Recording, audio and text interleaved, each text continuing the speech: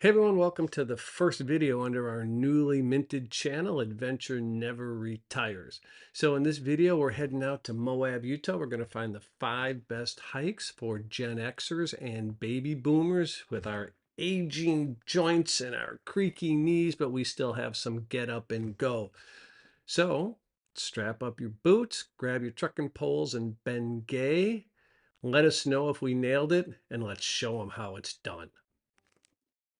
Unsure of your hiking ability? Try the Amphitheater Loop Trail.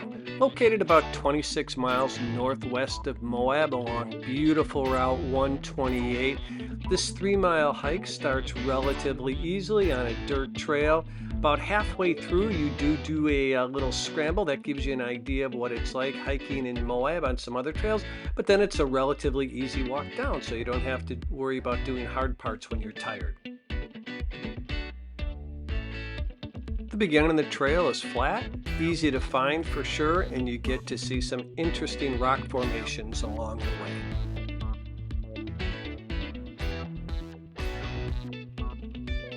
You were walking along this well-marked trail when Pam noticed something in the sand.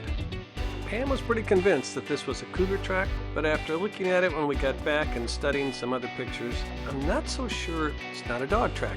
But hey, if any of you out there know what this track is, let us know. Once you get to the area where you have to do the little scramble, route finding is a little bit more challenging. Here's where an app like All Trails and downloadable map access can really help. And once we got to the top, we realized our sunny day had turned cloudy. Hope you guys can see that. Clouds are coming in at about our height. We're racing time to get back to the car before either it rains or snows. I'm not sure which one, but we're heading out. We made a beeline for the car, but we lost the race. Whenever you're hiking here, make sure you check the weather, make sure you're prepared. We were fine because the hike was short and we had layers of clothes packed. We were the only ones on this 3-mile hike, which turned out to be quite exciting, but it's a great way to get your feet wet hiking in Moab. Literally right outside Moab proper, there's the Cowboy, Jacuzzi, and Mill Creek Trail. A little bit longer, but there's no rock scramble in this one. All Trails rates this as a moderate hike. I don't know. If you go counterclockwise, I think this 3.8-mile hike is pretty easy. You start out on a dirt trail, which is really easy to see, but that quickly turns into slick rock, and then the trail is a little bit harder to ascertain. Quarter mile in, and we've been lost twice. Thank God for All Trails. After about 6/10 of a mile or so, the main elevation gain is behind you. Once you clear the top of the ridge, you can see the trail stretching out into the distance. Those are the LaSalle Mountains in the background. From the Mill Creek Canyon rim, we got a really good look of the canyon we were about to descend into. So we're descending now down into the valley where the river is.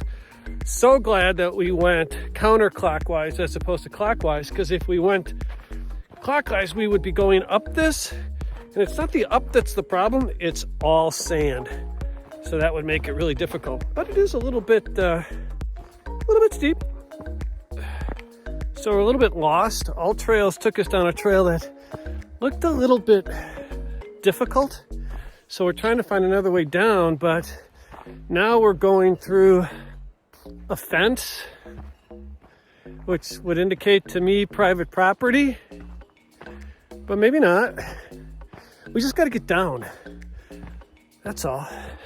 Ultimately, we found a way down to the creek. It was about a half a mile too far, so all in all, we went about a mile out of our way. No big deal. And here's where the fun begins, because you pretty much just have to pick your way along the creek and find crossings where you can. Ready? Got it. Excellent.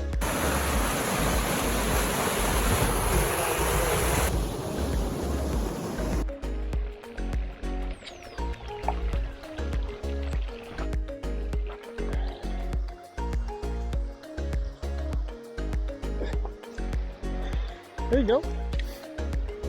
Yep.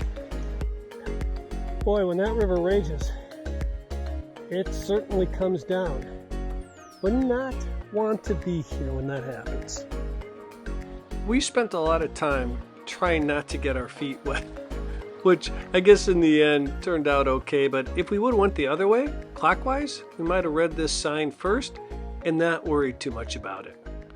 I also think by going counterclockwise, we somehow missed the waterfalls, aka Cowboy Jacuzzis. Despite the fact that we hiked a mile out of our way and we missed the waterfalls, really didn't matter. This was just a fun hike crossing the riverbed. Third on this list is the Corona and Bowtie Arch hike. Trailhead is right off State Highway 279 South, and also known as Potash Road or Potash Roads, and it's only about 20 minutes outside of Moab. This is a short 2.3 mile out and back trail, although you can add a mile or so if you take a side trek to the Pinto Arch. It's an extremely popular hike, mostly easy and dog friendly, and since there are tons of videos on this hike, I'll keep it short by saying that the only challenging part is the beginning, where a chunk of the 462 feet in total elevation gain happens, and there are some rocks to navigate. From there, it's an easy half mile to the point where you have to use a chain link rope to get you up a steep incline.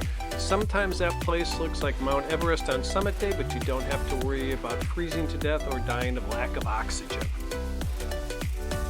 Following this is a short ladder climb, which some people find a little daunting, but from there it's an easy peasy walk to the arches. Bowtie Arch is embedded in the canyon wall, and Corona Arch towers 105 feet above you. It's 140 feet across. They used to let people bungee jump and swing under this until an unfortunate soul miscalculated his rope length. On the way back, you can get an impressive view of the Colorado River, and then just watch your steps on the way down, and you're home free. Just down the road from the Corona Arch Trail is the trailhead for the Longbow Arch. It's also the trailhead for what is known as the Potash Road Dinosaur Tracks and Petroglyph site. The hike is almost identical in length and elevation gain to the Corona Arch Trail, but it's a bit more difficult because the first 100 feet of elevation gain comes quickly as you follow a narrow trail up a tiny canyon. Almost immediately you get to a trail break, so you can decide to do the Dino Tracks and Petroglyphs first, or on the way back from the arch. We decided to do the arch first, and in my estimation, turned out to be a slight mistake, which I'll explain later. The trail ascends through a few switchbacks, and you can always look down on a great view of the Colorado River. Then you come to a slick rock ascent, aided by steel stairs driven into the rocks.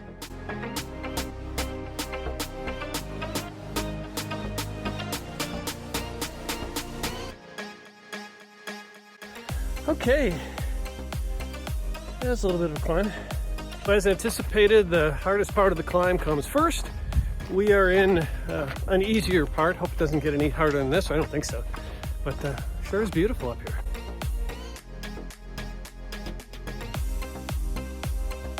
Part of the path that people complain about is a sand-filled gully. Well, I guess I can see why people complain about the sand. I'm gonna guess it's, I don't know, 300 yards, something like that. Not horrible, but, you know, walking on slick rock is a lot easier.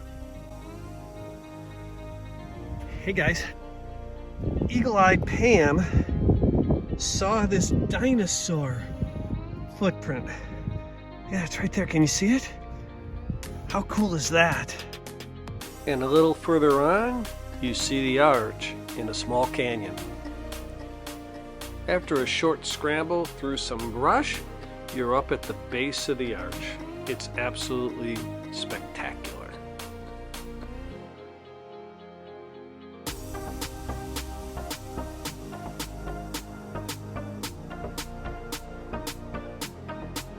A quick scramble down, and we were on our way back.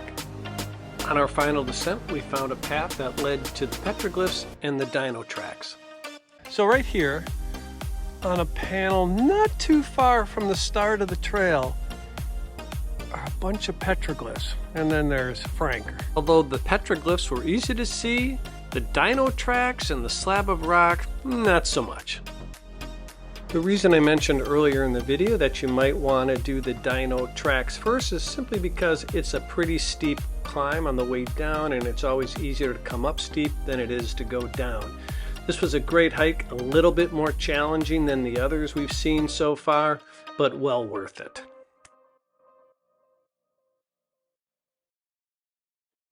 Just down the road from the Amphitheater Trail, and again off of Highway 128, is the Fisher Towers Trail. folks, this trail is no joke. Even the trail preview on all trails is a bit wonky due to the elevation gain. You don't climb a mountain as the preview makes it look, but on this 4.2 mile out and back trail you do go up 1,000 feet on your 2.1 mile track out, and you get another 470 feet of elevation gain on the way back. This trail winds its way around the Fisher Towers, and let me tell you, some of the drop-offs are pretty steep.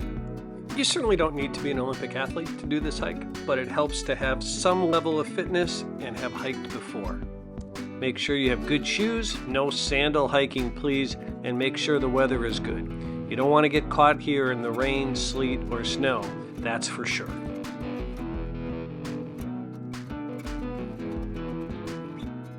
The views on this hike are simply amazing. I spent a lot of time rubbernecking, that's for sure.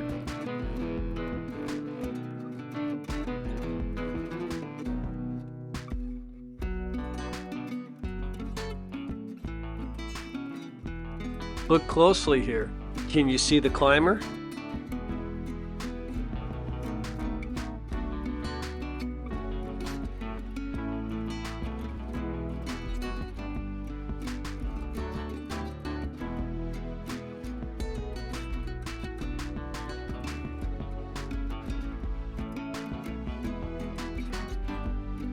The ladder proved to be a bit challenging, but the gentleman across the way gave us a really good tip.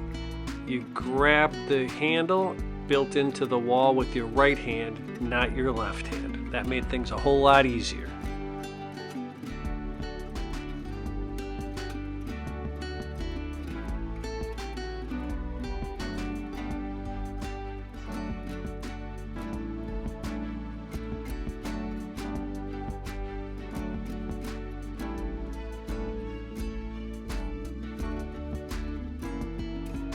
Once you get past the ladder, there is one more tricky spot, a very tight turn next to a steep cliff.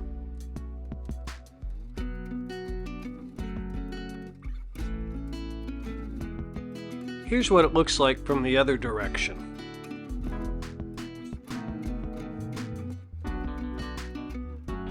Yeah, I'm definitely a wall hugger here. But hey, the end is now in sight.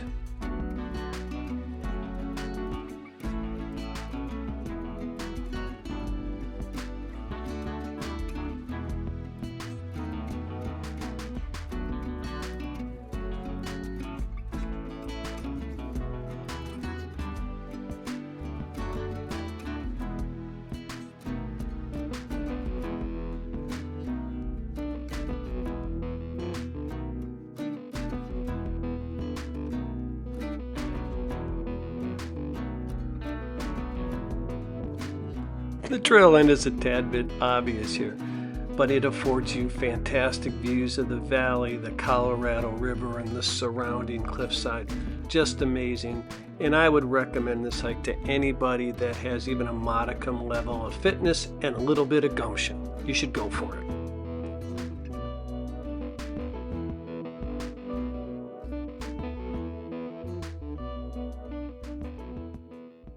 Well, I hope you enjoyed that video because we certainly enjoyed making it. Hey, if you've been out to Moab and have any other ideas for hikes, let us know because we're certainly going to go back.